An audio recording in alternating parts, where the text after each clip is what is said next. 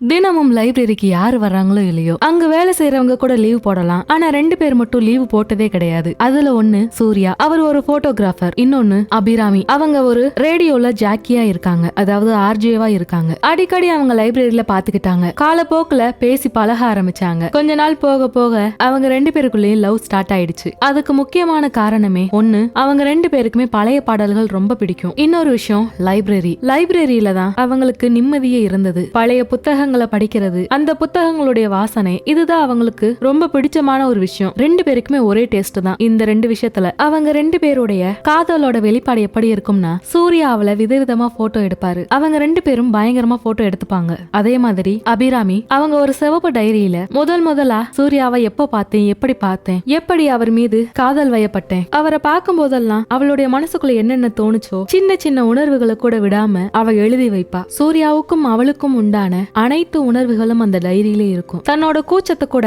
அதுல அவ்வளவு அழகா எழுதி இருப்பா. அந்த டைரி அவளுடைய இன்னொரு இதயம். அப்படி இருக்கிற நேரத்துலதான் அபிராமிக்கு ஒரு கோரமான ஆக்சிடென்ட் நடந்துச்சு. அதுல அவளுடைய நினைவுகள் எல்லாத்தையுமே முழுசா இழந்துட்டா. சூர்யா தான் யாருன்றது கூட அவள் கிட்ட சொல்லி புரிய வைக்க முயற்சி பண்ணா. சார், நீங்க என்னென்னமோ சொல்றீங்க, நம்ம 2 பேரும் காதலிச்சோம்னு சொல்றீங்க, அது உண்மையா இருந்தாலும் கூட, ஆனா எனக்கு இப்போ உங்க மேல எந்த ஃபீலிங்ஸும் இல்ல, நீங்க யாருன்னு எனக்கு தெரியலையே. இப்படி எல்லாம் சொல்லும் போது அவன் மனசு உடைஞ்சு போய் அங்கேயே கதறி அழுதான். தன்னைத்தானே தன்னுடைய காதலிக்கு அறிமுகப்படுத்த வேண்டிய நிலைமை வரும்னு அவன் கொஞ்சம் கூட நினைச்சு பார்க்கவே இல்ல. அவள் தான் உலகம்னு இவ்வளவு நாளா இருந்துட்டான். இப்போ திடீர்னு அவள் இல்லாத ஒரு வாழ்க்கை ரொம்ப வெறுமையா இருந்துச்சு. அப்போதான் ஒரு நாள் அவளுடைய அறைய அவன் கிளீன் பண்ணிட்டு இருக்கும் போது அந்த சிவப்பு டைரியை அவன் பார்த்தான். அதுல என்ன உணர்வுகள் இருக்கோ அது எல்லாத்தையும் எழுதுவான்னு அவனுக்கு தெரியும். ஆனா என்ன எழுதி இருக்கான்றத ஒரு தடவை கூட அவ காட்டினதே கிடையாது. ஒரு நாள் இல்ல ஒரு நாள் உங்களுக்கு சர்ப்ரைஸா நான் தருவேன், அது வரைக்குமே இதை நீங்க படிக்க கூடாதுன்னு சொல்லிக்கிட்டே இருப்பா. அந்த டைரி அவனுடைய கைகளுக்கு கிடைச்சது. இப்போ அந்த டைரி எடுத்துட்டு நேரா ஹாஸ்பிட்டலுக்கு போனான். படுத்திருந்த அபிராமியை எழுப்பினான். அபி,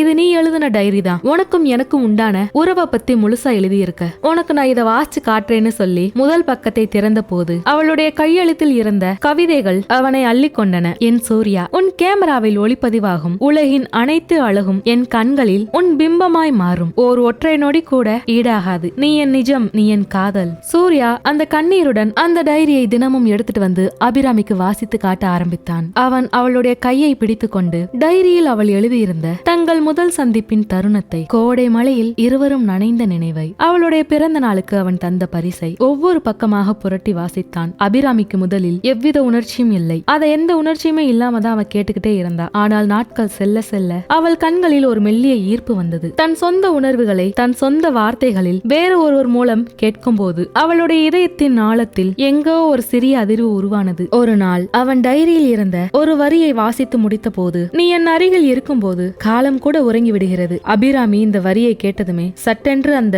வரியை இடைமறித்தாள். நில்லுங்கள், இந்த வரியை நான் எழுதிய போது எனக்குள்ள ஏதோ ஒரு குளிர்ச்சியான உணர்வு வந்தது. இப்போதும் அதே உணர்வு எனக்கு வருது. அவளுடைய நினைவுகள் முழுசாக திரும்பல. ஆனால் அந்த டைரியின் மூலம் அவள் அவனை மீண்டும் காதலிக்க ஆரம்பித்தாள். சூர்யா அவளுடைய இழந்த நினைவுகளை தேடவில்லை. அவன் அவளுடைய புதிய இதயம் அவனுக்காக திறக்க ஆரம்பித்ததை உணர்ந்தான். அந்த டைரி அவர்கள் இருவருக்கும் பாலமாக மாறியது. பழைய நினைவுகள் இல்லாவிட்டாலும் அபிராமி அந்த தருணத்தில் அவனை மறுபடியும் ஏற்றுக்கொண்டாள். நான், நீங்க யாருன்னு எனக்கு எதுவுமே தெரியல, எல்லாமே மறந்திருக்கலாம், ஆனா இந்த டைரியை வாசிக்கின்ற உங்க குரல், அது மட்டும் என் மனசுக்குள்ள ரொம்ப பழக்கப்பட்டதா இருக்கு என்று அவள் சிரிச்சுக்கிட்டே சொன்னாள். அவர்கள் ஒரு புதிய தொடக்கத்தை ஆரம்பித்தார்கள். அங்கே ஒரு டைரி மட்டும் சாட்சியாக நின்றது. காலத்தையும் மறதியையும் வென்ற அந்த மாறாத காதலுக்கு. இந்த கதை உங்களுக்கு பிடிச்சிருக்கும்னு நினைக்கிறேன். நம்ம சேனலை சப்ஸ்கிரைப் பண்ணுங்க, லைக் பண்ணுங்க, ஷேர் பண்ணுங்க.